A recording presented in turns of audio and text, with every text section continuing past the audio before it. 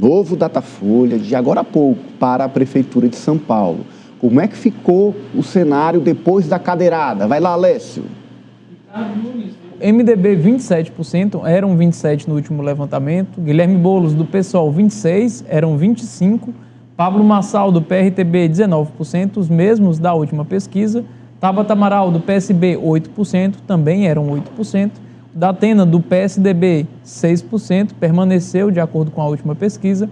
Marina Helena, do Partido Novo, 3%, também manteve o mesmo percentual. Bebeto Haddad, do Democracia Cristã, 1%, manteve 1%. Ricardo Senese, do Unidade Popular, 0%, perdeu 1% da última pesquisa. João Pimenta e Altino Prazeres, 0%. Branco nulo ou nenhum, 6%. Eram 7% na última pesquisa e não sabe, 3%. E eram 4% no último levantamento. Daí então, Marta, olha, muita confusão, mas o Datafolha traz, o cenário está estável. Pois é, Ananias. A gente sempre comentou aqui nos comentários a respeito das pesquisas de intenção de voto em São Paulo, que essas últimas semanas seriam as semanas decisivas, como sempre são nas campanhas eleitorais, na reta final de uma campanha eleitoral. Só que essas últimas semanas, elas foram marcadas ali por um fato curiosíssimo que vai marcar a história da política brasileira para o resto da vida, que foi o caso polêmico da cadeirada de Datena e Marçal. Pelo visto, o que aconteceu não surtiu efeito nem para Datena e nem para Marçal, se a gente fosse basear nos números que foram apresentados pela pesquisa Datafolha que a gente analisa aqui.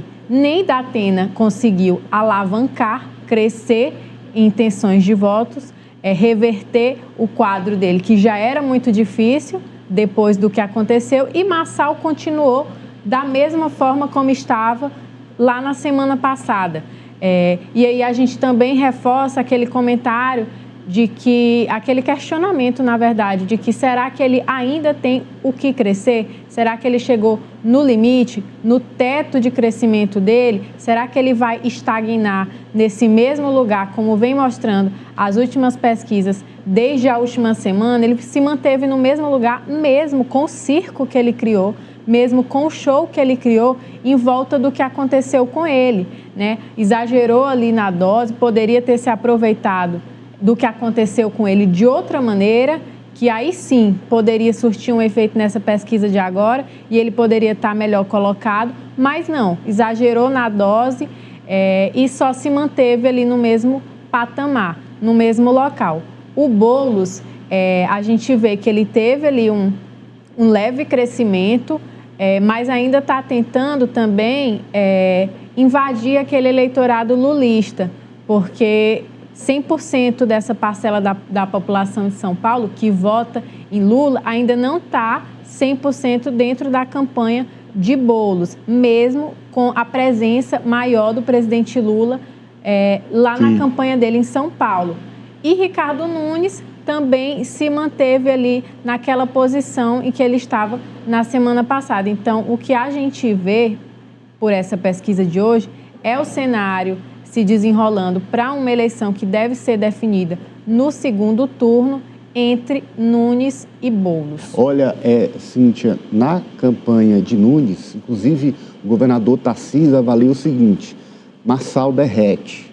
Na campanha de Boulos, a avaliação Boulos continua crescendo, mesmo com a avaliação na margem de erro. O Boulos cresceu também na Quest, né, de ontem, e manteve essa tendência de estabilidade, crescimento / estabilidade, a depender do Instituto. Eu acho que pelo que a gente está percebendo aí, o eleitor está dando o seguinte caminho.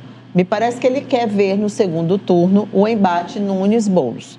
Que esse embate ele tem ficado muito claro. Qual tem sido a estratégia do Boulos? Estratégia do Boulos mostrar que o Nunes é igual a Pablo Marçal. Então, na cabeça do eleitor, ele está escolhendo alguém para ir para o embate com o Boulos. E aí, esse alguém, nesse processo... Eu acho que o que aconteceu com o Nunes foi um processo de escolha.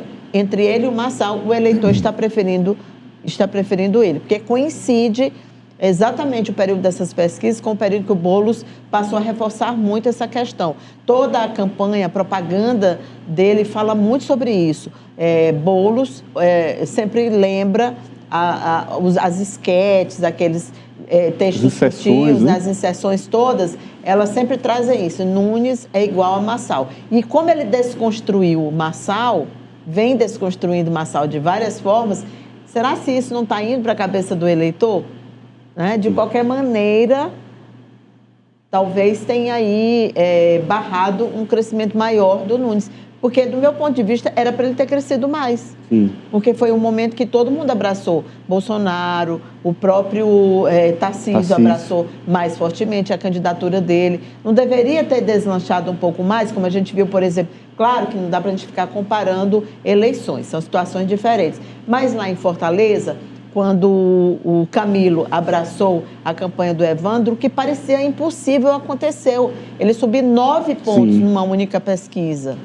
Então, eu imagino assim, com esse padrinho político, esses padrinhos, né, no plural, talvez ele tivesse subido mais. E agora, se Marçal realmente confirmar a tendência de queda, de não crescimento, isso talvez indique uma já decisão desse eleitor de direita.